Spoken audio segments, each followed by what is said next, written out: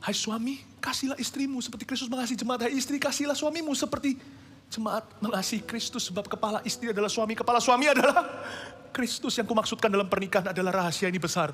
Hubungan Kristus dengan gerejanya. Jesus is the Lord of the church. Yesus adalah Tuhan atas gereja. Kepalanya gereja.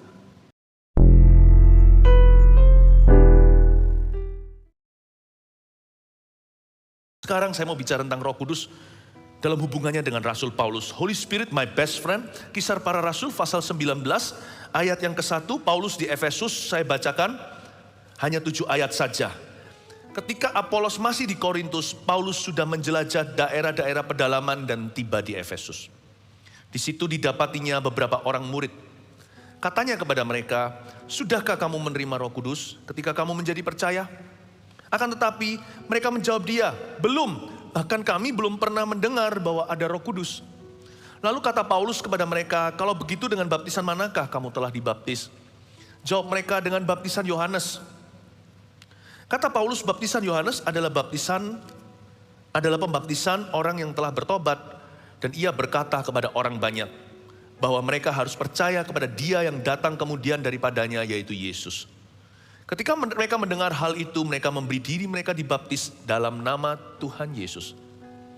Dan ketika Paulus menumpangkan tangan di atas mereka, turunlah Roh Kudus ke atas mereka, dan mulailah mereka berkata-kata dalam bahasa roh dan bernubuat. Jumlah mereka adalah kira-kira 12 orang. Paulus ini cinta Roh Kudus. Kalau mengasihi Yesus, ya iyalah kita orang Kristen. Bukankah Paulus dalam perjalanan ke Damaskus melihat terang, lalu di balik terang itu ada suara berbicara kepada dia secara audible telinga. Kenapa Paulus, kenapa engkau menganiaya aku? Dia jatuh, entah dia sedang berjalan jatuh ke tanah, atau dia naik kuda lalu terlempar daripadanya. Setelah itu Paulus berkata, Tuhan, Tuhan, siapakah engkau Tuhan? Lalu di situ kalimat berikutnya yang mengubah hidupnya, akulah Yesus yang kau aniaya itu. Siapa menyelamatkan Paulus? Ya Tuhan Yesus lah. Ya Tuhan Yesus. Kalau saya menjelaskan Allah Tritunggal dengan cara teologis sekalipun tidak akan pernah memuaskan. Salah satu misteri terbesar yang jadi kesalahpahaman banyak orang non-Kristen terhadap iman kita adalah Allah orang Kristen ada 3. Not really. Not really. Menjelaskan Allah Tritunggal seperti matahari itu wujudnya Bapa, terangnya itu Kristus, lalu sinarnya yang sampai ke bumi itu Roh Kudus juga enggak tepat-tepat sekali. Susah menjelaskannya.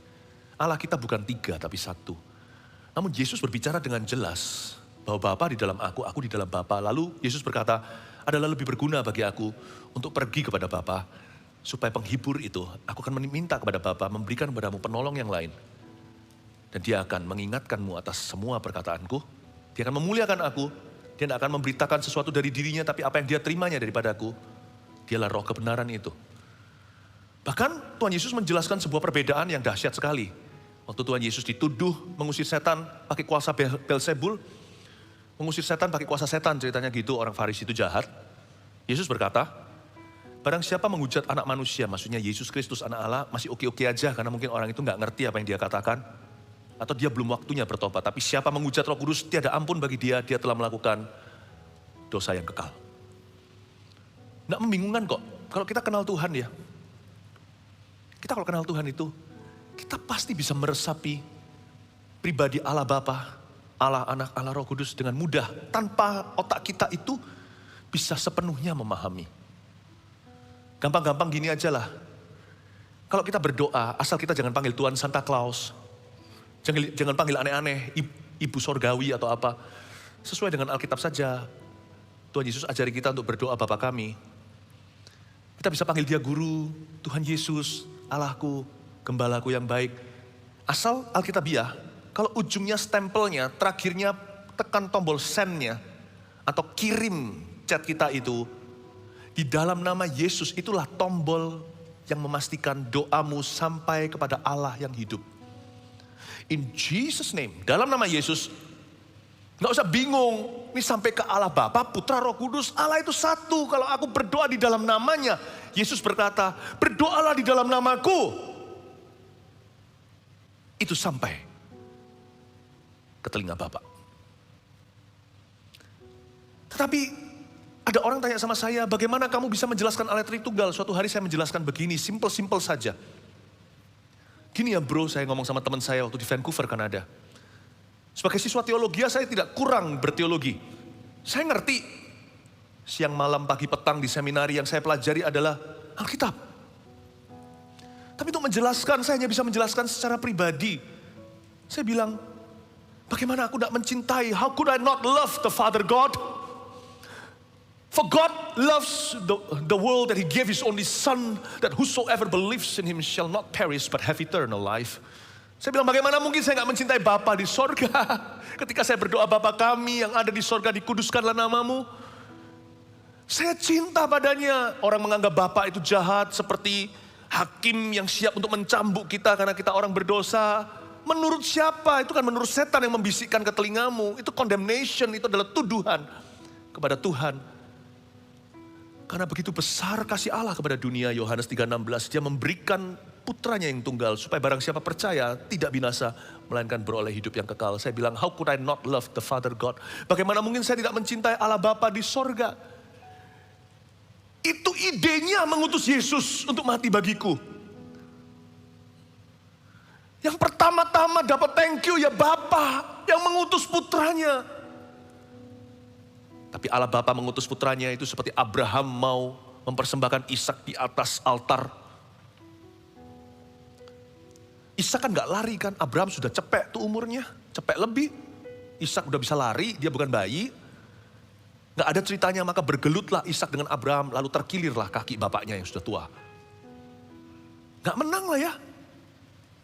Ishak dengan rela, Yesus diutus ke bumi. Tidak melawan, selalu berkata, bukan kehendakku, tapi kehendakmu yang jadi. Doa di Getsemani. Karena Yesus Kristus anak Allah itu juga 100% Allah, ya kan? Bapa dan aku adalah sama. Tidak ada keretakan pada Tuhan yang kita sembah. Ajaib bukan? How could I not love the Son of God? He gave His life for me. Bagaimana mungkin saya tidak mencintai Yesus Kristus anak Allah, Dia mati untuk aku, rela. Yesus sendiri berkata, bukan mereka yang mencabut nyawaku, tapi aku yang menyerahkan nyawaku. Lihat, kuasa kegelapan sudah mulai berkuasa, tapi mereka tidak berkuasa sama sekali atasku. Di Getsemani Dia berkata begitu. Tapi supaya terjadi kehendak Bapa, lalu Dia menoleh ke Yudas, do it, lakukan apa yang hendak kau lakukan. Yesus menyerahkan nyawanya, 500 orang didatang di Getsemani mau tangkap Dia aja, gak ada satupun berani. Bawa pentung segala, sok-sokan, bawa pedang. Yesus berkata, lu cari siapa? Lu orang. Yesus Kristus. Tuhan Yesus berkata, I am. Bahasa Indonesianya akulah Dia. Kata I am di situ adalah I am God. Akulah. Gak ada orang Yahudi berani berkata I am, itu gak ada. Kadang-kadang aneh sih, bangsawan-bangsawan berkata, kalau mereka menyebut dirinya sendiri, oke, aku mau makan, oh we would like to eat. Padahal dia referensi ke diri sendiri, tapi karena dia bangsawan, dia selalu berkata kami. Yesus berkata I am, bahasa Indonesia apa bedanya? Bahasa Yahudi, Ibrani dia berkata I am itu I am Yahweh. I am your creator, I am akulah. 500 orang langsung rebah ke tanah, boom! Pentung dan pedangnya semua melayang. Kenapa kita susah-susah sekarang percaya di gereja karismatik ada orang kalau di jamaah Tuhan sampai rebah ke tanah? Mereka semua rebah, boom, jatuh, tapi tidak terluka. Yang terluka hanya satu yang dipotong telinganya, ciak kuping oleh Petrus itu. Yang Tuhan Yesus sembuhkan setelahnya. Dia berkata, aku akan pergi kepadamu dengan satu syarat. Lepaskan murid-muridku, supaya engkau pukul hanyalah gembala, terserak-seraklah dombanya. How could I not love the Son of God? He gave His life for me. Bagaimana mungkin saya tidak mencintai anak Allah, Yesus Kristus, Dia menyerahkan hidupnya. Hidupku bukannya aku lagi, tapi Yesus dalamku.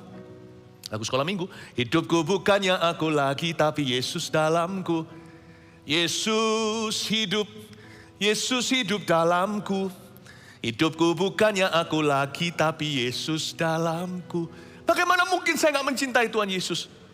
Ayat itu ada kelanjutannya sih, bukan hanya Yesus hidup dalamku, tapi hidup yang kuhidupi sekarang ini, kuhidupi di dalam Dia yang mengasihi aku dan yang telah memberikan nyawanya untuk aku. Isn't that beautiful? Hidupku bukannya aku lagi, tapi Dia hidup dalamku. Hidup yang kuhidupi sekarang ini, kuhidupi dengan iman dalam anak Allah yang mengasihi saya. Ada orang tanya sama saya, soalnya dulu waktu saya di sekolah seminari ketemunya orang aneh-aneh sih. Siapa bilang kalau sekolah teologi Anda pasti dipakai Tuhan? Enggak tentu.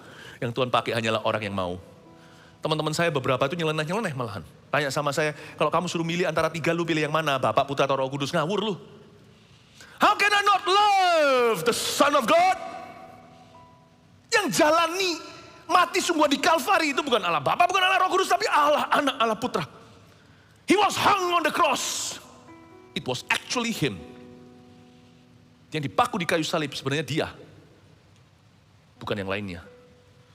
Bagaimana orang bisa tega hari ini berkata yang disalibkan itu bukan Yesus tapi tokoh yang lain atau siapa? Dusta besar seperti orang Farisi ahli Taurat. Mereka mencuri mayat. Yesus jelas-jelas bangkit kok. Ada orang tanya sama saya, lu kok tahu bangkit? Apakah ada bukti arkeologinya? Tahun 1992 September di sebuah gereja Indonesia di Kanada. I saw him. Kamu halusinasi, wong saya nggak percaya kok. Saya nggak percaya yang gituan kok. Makanya nggak bisa menjelaskan Yesus hanya dengan perdebatan. Orang punya versi dustanya sendiri. Saya ngalami. Makanya di sini semua kumpul kenapa? Karena kalian dikasih duit datang ke gereja. Kenapa di sini sekarang kumpul untuk menyembah? Karena kalian ditipu oleh sang pengkhotbah? Enggak kan? Kalian alami kan? Coba saya tanya, siapa di sini lahir baru? Karena ketemu dengan Yesus hati ke hati, karena dia dijamah oleh Tuhan. Angkat tangan dengan bangga. You see, berikan tepuk tangan bagi Tuhan yang jelas-jelas telah bangkit. Terus, lalu Allah Roh Kudus. Teman saya tanya, bagaimana dengan Allah Roh Kudus? How can I not love him? He's in my room. Oh my. He's in the, waktu saya di kamar mandi sendiri, he's there with me. Yesus itu kepala gereja, betul? Dia Tuhan atas gereja, the Lord of the church is Christ. Makanya Alkitab mengatakan bahwa kepala gereja adalah Kristus. Makanya kita semua ini disebut tubuh Kristus. Saking hebatnya kepala itu begitu luar biasa, dia bagi jadi 5 jawatan untuk menjalankan pemerintahannya. Ada rasul, nabi, ada gembala, penginjil, ada guru. Ada berkat korporat. Gak ada satupun seorang hamba Tuhan yang lengkap dalam dirinya. Termasuk saya. We need each other. Only Christ is complete. Yesus adalah Tuhan atas gereja. Makanya disebut, hai suami, kasihlah istrimu seperti Kristus mengasihi jemaat. Hai istri, kasihlah suamimu seperti jemaat mengasihi Kristus. Sebab kepala istri adalah suami. Kepala suami adalah Kristus. Yang kumaksudkan dalam pernikahan adalah rahasia ini besar. Hubungan Kristus dengan gerejanya. Jesus is the Lord of the church. Yesus adalah Tuhan atas gereja. Kepalanya gereja. Tapi Roh Kudus adalah Tuhan di dalam gereja. Gak percaya tanya Anania Safira. Dia berani coba-coba tipu soal persembahan. Mati gosong berdiri. Because somebody is in the house. Ada seorang pribadi ada di dalam ruangan, ada di dalam gereja. In that church was the Holy Spirit God. Jesus is the head of the church, the Lord of the church. But the Holy Spirit is the Lord in the church. Yang disalibkan di atas itu di Kalvari adalah anak Allah yang membawa salib dan kuasa salibnya. Salibnya selama mulia. Dosaku disucikan oleh darah Yesus. Yesus mati itu 2000 tahun yang lalu. Kenapa saya baru 1992 kenal Yesus? Memang Yesus Kristus anak Allah yang digantung di salib itu. Tapi yang membawa kuasa salib itu kepada Philip Mantova di Kanada hampir 2000, bukan hampir, setelah 2000 tahun kemudian adalah the Holy Spirit God. Karena tugas Allah Roh Kudus yang utama adalah mewahyukan Kristus.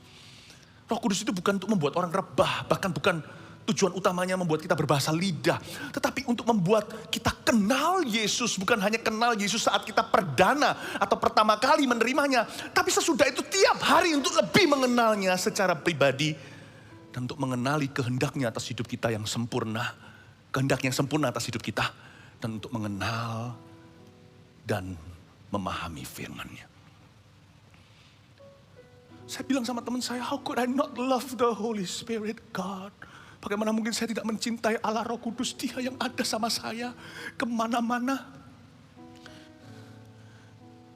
Saya ke ujung dunia, dia ada di sana. Saya berada di pucuk langit, dia di situ, di lembah tercuram.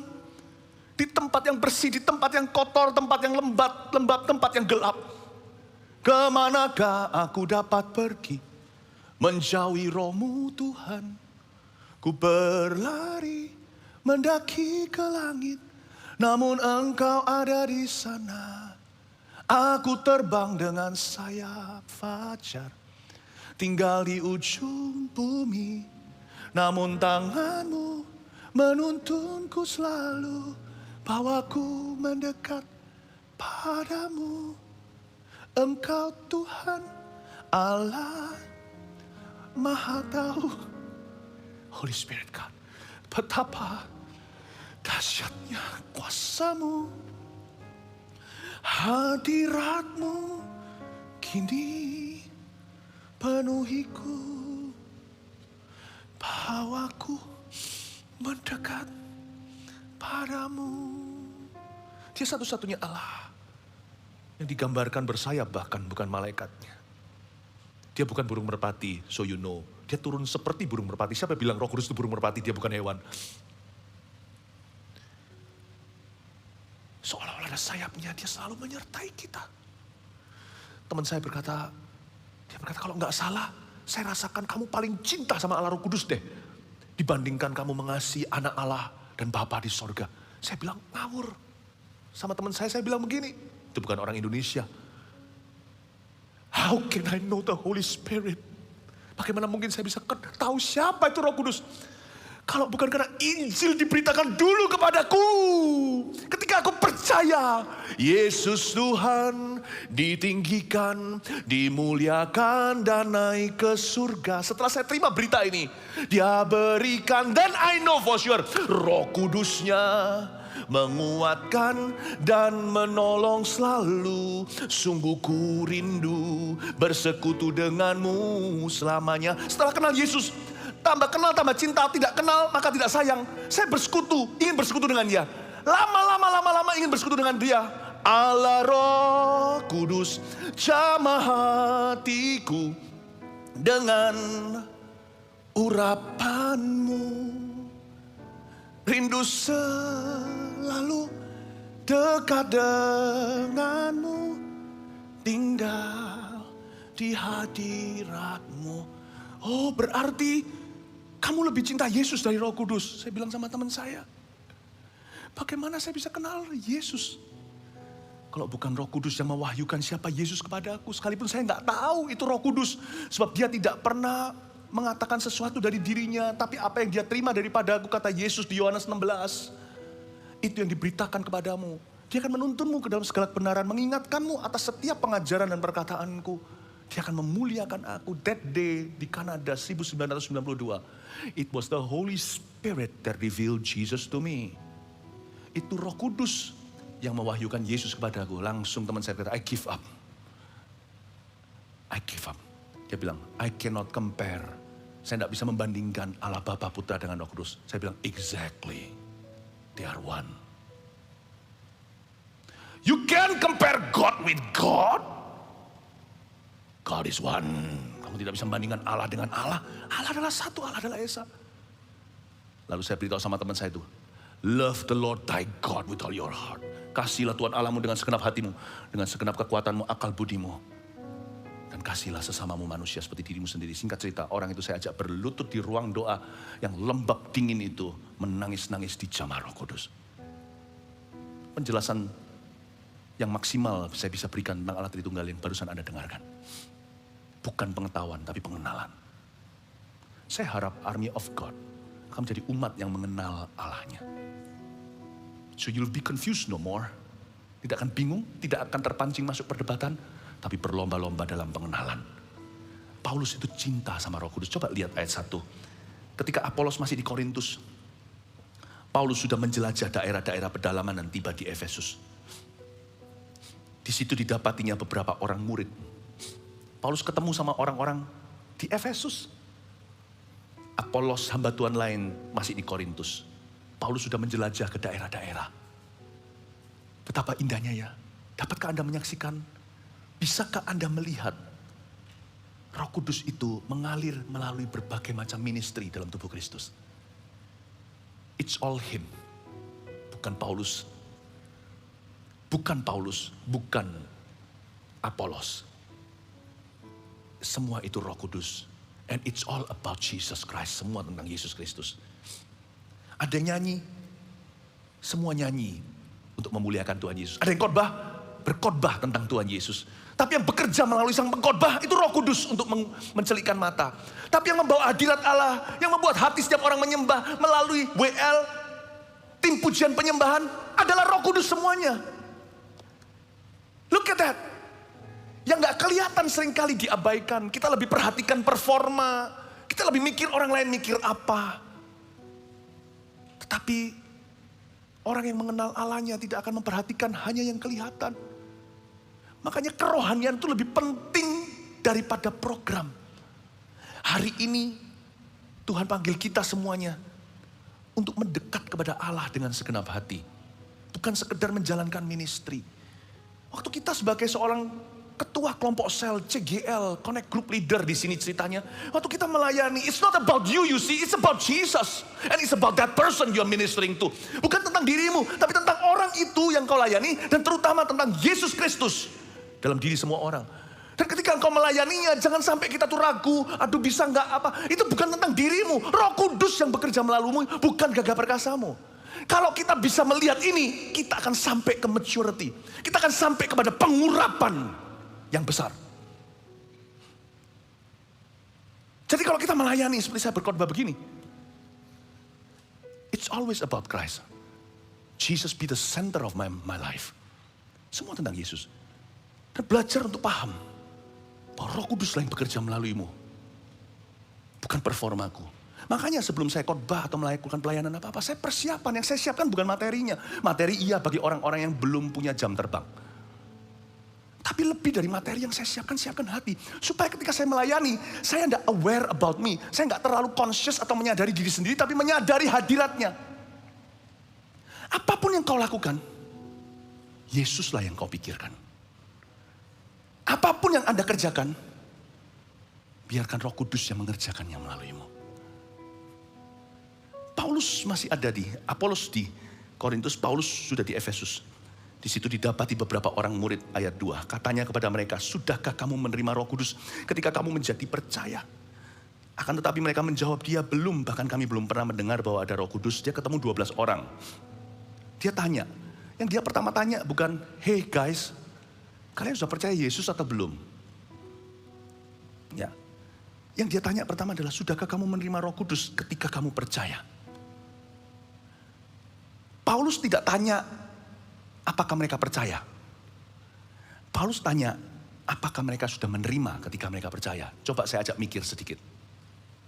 Ternyata, Paulus ini mengukur percaya seseorang kepada Tuhan berdasarkan kedalaman hubungan orang itu dengan Roh Kudus. Paulus bukanlah orang yang gampang tercengang dengan status. Harusnya pertanyaan pertama adalah, hey, kamu sudah mengaku terima Yesus? Paulus tanyanya malahan, sudahkah kamu menerima Roh Kudus kalau kamu ngaku percaya Yesus? Jadi Paulus bukan tanya sama dia kepercayaannya. Paulus ukur hubungannya dengan Roh Allah. Have you received the Holy Spirit? Saya kalau ketemu sama orang Kristen contohnya, saya nggak tanya teologi doktrinnya. Saya langsung bisa menebak dengan sangat mudah orang itu berada di posisi mana dalam hubungannya dengan Roh Allah. Ada orang yang Kristen, tapi teman saya nih ceritanya di Amerika. Dia mengakunya percaya Tuhan. Saya nggak gampang untuk diyakinkan bahwa orang itu sungguh-sungguh percaya Tuhan. Setiap kalimat, tut, mesti muncul kalimat, ada kata tut di baliknya. Saya bilang, are you sure? Kalau saya tanya sama dia, dia pasti menjawab sesuai dengan ekspektasi. Kamu percaya Yesus? Of course. Siapa Yesus? Tuhanku dan Juru Selamatku. Lah kamu kok menista Roh Kudus loh? Kalau Roh Kudus tinggal di dalam dirimu, kalau pikiranmu adalah, bukan, kalau kamu fokus kepada hal-hal yang tidak kelihatan, bukan hanya apa yang kelihatan. Masa kalau Roh Kudus tinggal di dalam dirimu, kau paksakan untuk turut sumpah serapah lewat mulutmu. Bukankah dia dan kau menjadi satu? Bukankah tubuhmu adalah bait suci? Kenapa setiap kalimat mesti ada kebun binatangnya minimal? Kebun binatang masih enak didengar. Di mulutnya keluar kalimat-kalimat yang syarat seksualita juga. Hujatan-hujatan. Bahkan dikit-dikit keluar Jesusnya di lidah bibirnya. Come on lah, saya bilang. Saya nggak tanya kamu percaya Tuhan, saya tahu kamu percaya Tuhan. Sudahkah kamu menerima Roh Kudus ketika kamu percaya? So kalau kamu sudah menerima Roh Kudus nggak akan biarkan kamu tidur nyenyak setelah ngomong Jesus untuk sumpah serapah. Nggak mungkin. You can't convince me you are a Christian because what I want to see is spirituality. Kamu nggak bisa meyakinkan aku bahwa kamu orang Kristen, bukan saya menghakimi ini. Karena kita patut untuk menilai pohon dari buahnya, jangankan orang lain, diri sendiri. Cara berpikirnya saya ajak untuk berubah paradigma. Apa itu kekristenan? Saya coba redefinisikan. Apakah kamu menerima Roh Kudus? You can convince me you are a Christian. Karena yang kucari bukanlah religiosity atau roh agamawi. Yang kucari adalah kerohanian. Dan kerohanian bunyinya nggak begini. Aku percaya Yesus ngomong sedikit kesandung Jesus Christ. Karena Roh Kudus tidak akan menghujat Yesus. Kalau dia satu mulut, satu lidah, bibir, satu badan dengan dirimu, kau tidak akan paksa dia untuk menyaksikan pornografi bersama denganmu. Gak percaya, coba nonton porno. Ajak papa dan mama yang gak setuju Anda begitu, nonton bersama denganmu. Gak nyaman kan? Kalau ada Roh Kudus kok bisa nyaman nonton gitu? Dia tinggal di dalam dirimu, matamu itu jendela tubuh. Jikalau terangmu itu gelap, betapa gelap tubuhmu.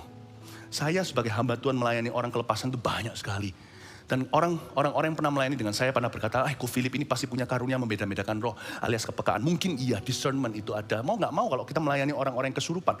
Kalau kita gak dilengkapi gitu, wah kita bisa salah langkah. Ya, sekali saya berdoa satu orang lalu dia cuma diam, liatin saya. Pernah sekali saya berdoa lalu saya lihat di matanya.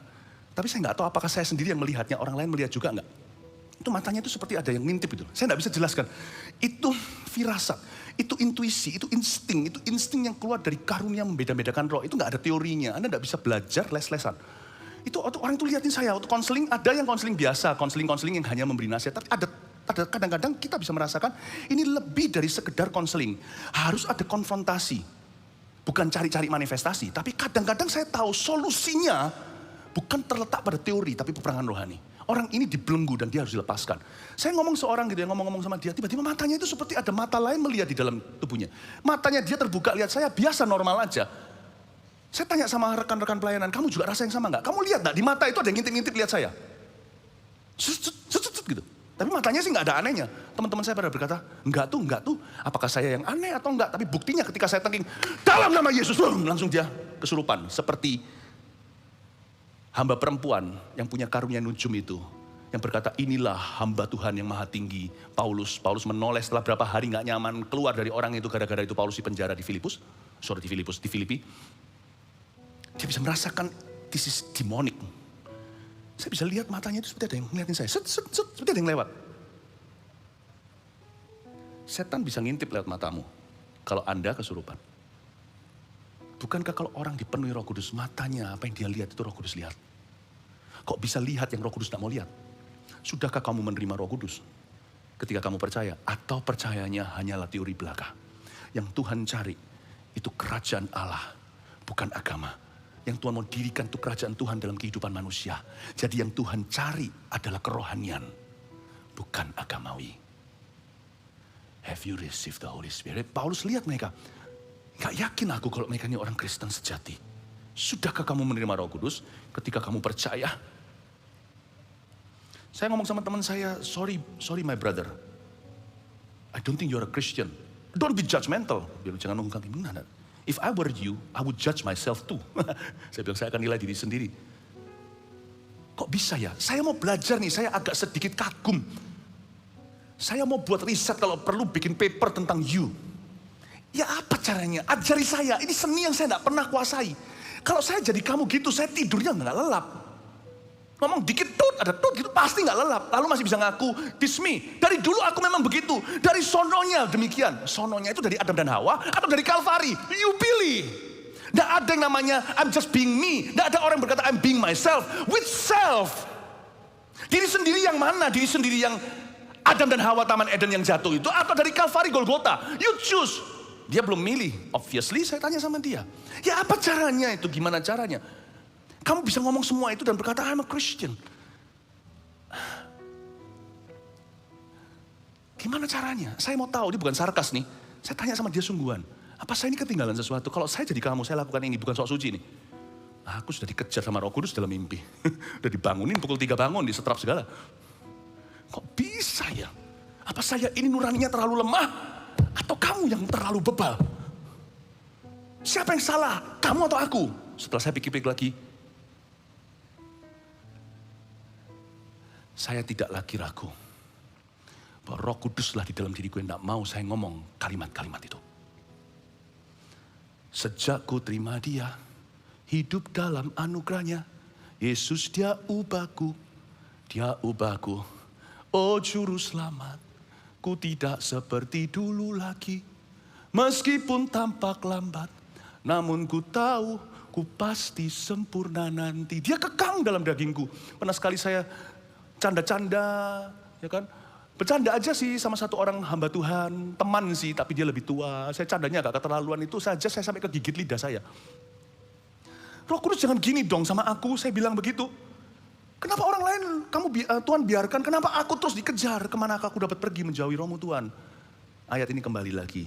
Lihat cara Paulus melihat Roh Kudus dalam diri orang percaya terhadap masuk dalam dirinya. Sudahkah kamu menerima Roh Kudus ketika kamu menjadi percaya? Takarannya beda. Kalau kita kan, yang penting percaya. Siapa sih mau percaya Yesus? Katakan, oke, kita doa pertobatan. Tuhan Yesus masuklah dalam hatiku. Terima kasih dalam nama Yesus. Amin. Bye-bye. Oh, I'm a Christian. No, yang Tuhan cari kerohanian. Bukan shallow atau dangkal. It's a real encounter.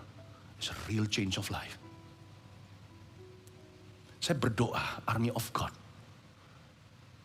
akan dipenuhi dengan the Holy Spirit. Lebih dari sebelumnya. Sehingga nanti orang-orang yang bergabung, mereka bukan masuk ke gereja tapi masuk Kristus. Bukan masuk Kristen tapi masuk Kristus. Mereka bukan masuk ke dalam gereja saja tapi masuk ke dalam kerajaan sorga Allah. Makanya itu di zaman perjanjian baru, gereja mula-mula. Mereka semua disegani, semua orang takut sama mereka. Coba baca ayatnya. Tapi anehnya, kontras sekali, kok kontradiksi. Satu sisi mereka dikatakan orang-orang segan. Tapi di ayat berikutnya dikatakan, tapi Tuhan menambahkan kepada mereka jumlah orang-orang yang bertobat. A healthy church. Gereja yang dipenuhi Roh Kudus. Nggak bisa nggak. Orang datang 1 minggu, dia masih bisa seperti diri sendiri. Aku masih seperti dahulu, bisa. Setelah satu bulan, kalau masih seperti dahulu, either antara orang itu yang salah atau gereja itu yang salah. Smith Wigglesworth, seorang yang dipakai Tuhan luar biasa, menjunjung tinggi hubungannya dengan Roh Kudus, bukan berarti orang sok suci. Orang-orang seperti kita ini nggak tentu kita lebih hebat dari orang lain. Orang-orang seperti kita ini bukan berarti, oh kita ini lebih. Roh Kudus itu kalau mendidik kita dengan keras pun, tujuannya adalah menginsafkan kita akan dosa dan kebenaran. Tujuannya adalah mendekatkan kita pada Tuhan, bukan mengambil kemerdekaan. Roh Kudus kalau benar-benar kencengin seseorang, itu karena dia cinta. Kalau dia kerjakan kekudusan, itu karena buah. Itu karena pemakaian Allah seperti kebaktian sebelumnya saya jelaskan. Tujuan akhir daripada menjaga hormon, bahkan bagi anak muda, adalah menjaga urapan. Smith Wigglesworth berkata gini, kalau seseorang bertemu dengan saya satu hari ini, 5 menit orang itu tidak berubah. Either antara saya something wrong with me atau something wrong with that person.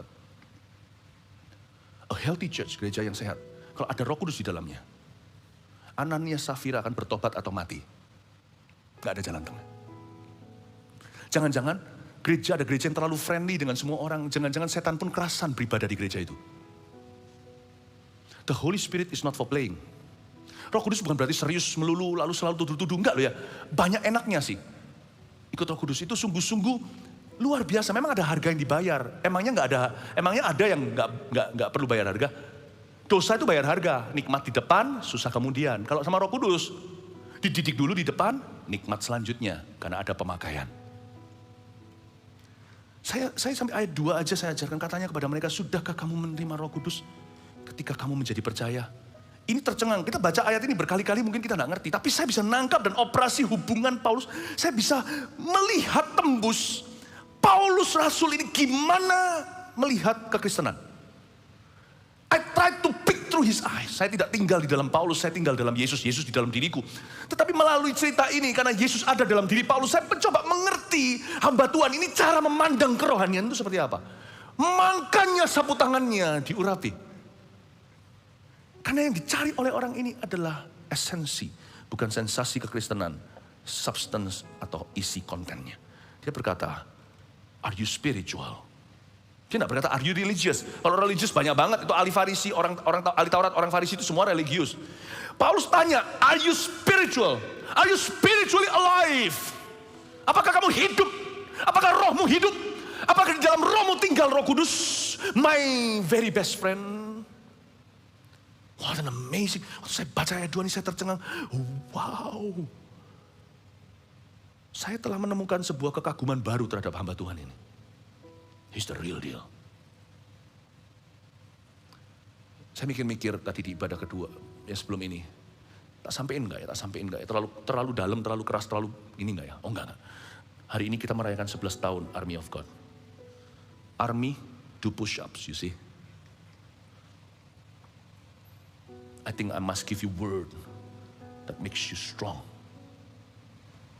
Jadi saya mau ajak Anda semuanya. Simple, bukan poin 1, 2, 3. Saya nggak mungkin bisa selesaikan, waktuku sudah habis. Kalau saya lanjutkan aja Anda akan melihat. Saya tambah satu lagi aja. Ayat 3. Lalu kata Paulus kepada mereka. Ketika Paulus dengarkan bahwa kami belum juga mendengar bahwa ada Roh Kudus. Ini adalah murid Yohanes Pembaptis by the way. Ya, baptisan pertobatan di sini jangan sampai kita bingung ya. Ini baptisan kayak gini sudah nggak ada lagi di Perjanjian Baru. Sejak zaman Yesus udah nggak ada lagi. Ini baptisan. Ini bukan baptisan yang kita kenal, baptisan pertobatan dalam Tuhan. Yang disebut baptisan Yohanes adalah pembaptisan untuk orang yang telah bertobat. Ini bukan bertobat karena Injil, bertobat kepada Tuhan Yesus, bertobat dalam nama Tuhan. Bukan. Ini pertobatan, baptisan pertobatan ini agak tricky kata pertobatan. Ini bukan repentance as we know it, bukan pertobatan seperti yang kita kenal. Kata pertobatan di sini adalah orang begini loh. Ini orang-orang yang rindu jadi orang baik. Mereka adalah tipe orang-orang yang cuci tangan, cuci kaki sebelum kebaktian. Bukan karena higienis, bukan demi supaya nggak kena virus corona, tapi mereka menganggap bahwa cuci tangan, cuci kaki itu bisa membuat hati mereka setengah bersih, paling tidak jadi orang baik dulu. Ya, jadi ini nggak akan pernah terjadi lagi. Conversation atau dialog seperti ini antara Paulus dengan orang Efesus nggak akan pernah terjadi lagi. Ini beda konteksnya. Yohanes Pembaptis adalah masa transit yang tidak akan pernah terulang. Jadi Paulus itu tanya sama mereka, kalau begitu dengan baptisan mana kamu telah dibaptis? Karena mereka belum kenal Yesus. Kok bisa belum kenal Yesus? Mereka murid Yohanes Pembaptis kok. Nah, mereka itu mungkin datang ke Yohanes Pembaptis pada waktu dia masih membaptis. Sebelum Yesus datang, Yohanes Pembaptis terkejut. Itulah anak domba Allah yang mengangkat dosa dunia. Lalu setelah Yesus keluar dari air, turunlah merpati. Roh Kudus seperti burung merpati, lalu koyaklah langit, lalu ada suara audible berkata, inilah anakku, kepadanya aku berkenan. Setelah debat dulu, karena Yohanes menolak untuk membaptis Yesus, Yesus berkata harus, supaya genap kehendak Bapakku. Ini sebelum semuanya itu, sudah ada orang-orang dibaptis, entah berapa ribu. Nah mungkin mereka di kloter itu. Waktu mereka masuk ke sungai Yordan, lalu mereka pulang lagi ke Efesus. Efesus itu di Turki. Yohanes Pembaptisnya di sungai Yordan di Israel. Jadi mereka sudah pergi ke luar negeri, lalu Yesus datang. Jadi mereka nggak tahu Yesus itu siapa. Tapi mereka sudah diketuk lewat firmannya Yohanes Pembaptis. Suara yang berseru-seru di padang gurun itu, ratakan tanah, ratakan lembah, tutup lembah, ratakan gunung. Mereka mau jadi orang baik. Jadi paham ya, orang-orang ini belum kenal Yesus. Belum kenal Yesus. Paulus tidak peduli dengan kebaikan hati mereka. Dia tanya, is your spirit alive? Lalu ketika mereka berkata, belum, bahkan kami belum pernah mendengar bahwa ada Roh Kudus. Kelihatan dia tersentak kalau Anda baca. Belum. Ini jawabannya. Bahkan kami belum pernah mendengar bahwa ada Roh Kudus. Lalu kata Paulus kepada mereka, kalau begitu, kata kalau begitu itu kayak, loh kok belum ya? Seperti hatinya Paulus itu crush. Seperti crush. Dia berkata, loh kok hati kalian masih kosong, belum terisi. Lalu kata Paulus kepada mereka, kalau begitu, dengan baptisan manakah kamu telah dibaptis? Kata kalau begitu itu kayak seperti, loh kok kalian begitu? Loh kok? Paulus rasa iba, makanya gak heran, langsung diserbu dengan kuat kuasa Roh Kudus. Paulus tumpang tangan, mereka berbahasa roh, langsung bernubuat. Paulus lagi cerita-cerita tentang Yesus sama mereka, karena dikatakan di sini bahwa pembaptisan Yohanes adalah pembaptisan orang yang telah bertobat. Dan ia berkata kepada orang banyak bahwa mereka harus percaya kepada dia yang datang kemudian daripadanya, yaitu Yesus. Di situ Paulus ceritakan ABC-nya Injil. Dia cerita Yesus siapa. Waktu Paulus cerita itu, di mana Roh Kudus? Bisa kerasa nggak dia sedang bekerja di hati 12 orang itu? Saya bisa lihat kemitraan Paulus. Dia ngomong apa aja Roh Kudus itu turut bekerja. Ini orang, dia ngomong apa? Dia cerita tentang Yesus. Lebih susah loh nginjili orang baik daripada orang jahat. Waktu dia cerita tentang Yesus, itu Roh Kudus kerja. 12 orang itu mudah menerima. Saking cepatnya kalau Roh Kudus bekerja, mereka langsung memberi diri mereka dibaptis. Dalam nama Tuhan Yesus, ayat 5, lalu ayat 6 langsung berbahasa roh. Ayat demi ayat langsung baptisan Roh Kudus. Cepat sekali, luar biasa. Dari sini saya tahu, Roh Kudus kalau dihargai, dia akan bekerja tanpa rintangan melalui tubuhmu. Roh Kudus kalau dicintai, kalau yang kita cari kerohanian, sungai itu mudah mengalir, memancar sampai kehidupan kekal tanpa halangan. Yang menghalangi manusia untuk tidak dipakai oleh Tuhan, bukanlah karena orang itu kurang dewasa, bukan. Itu sih sambil dewasa. Bukan karena orang itu kurang sempurna, tapi karena Roh Kudus tidak pernah mereka cintai dengan sungguh-sungguh. Kalau kita mengasihi seseorang, kita akan mempertimbangkan. Apa-apa pikirkan kepentingan orang itu. Apa-apa kita akan memperhatikan perasaannya. Roh Kudus itu ingin dimanja.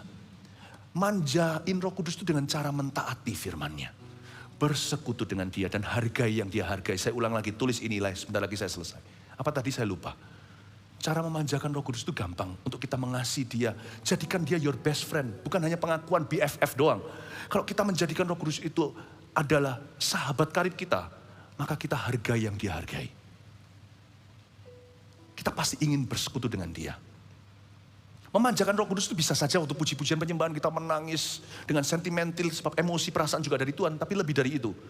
Kalau minimalisnya memanjakan Roh Kudus itu air mata, cinta, ekspresi, itu minimalnya. Maksimalnya adalah obedience atau ketaatan. Karena Alkitab berkata, barang siapa mengikuti roh, dia akan mematikan perbuatan dagingnya. Roma 8. Kalau kita mau mencintai Roh Kudus, maka kita akan belajar taat susah apapun. Kalau saya disuruh ngampuni orang itu saya susah. Sebenarnya kalau saya bisa ngampuni orang itu bukan karena saya cinta dia, tapi karena saya cinta seseorang lebih dari orang itu. Kalau sampai saya benci orang yang melukai saya, dan saya tidak mau mengampuni dia, maka saya tidak mencintai dia yang menyuruh saya mengampuni. Paham maksud saya? Jadi kalau saya bisa ngampuni satu orang, itu bukan karena saya lebih hebat. Karena cinta saya akan dia menghanguskan rasa benci di dalam dadaku. Kalau saya mengampuni seseorang bukan karena saya itu penuh dengan kasih, tapi karena saya belajar mengasihi. Saya berkata kalau saya sampai benci orang itu berarti aku pisah denganmu. Tidak mau. Mending aku ampuni orang itu 7 kali 70 kali supaya aku jangan berpisah denganmu. Itu cinta. Paham kenapa ketaatan itu susah?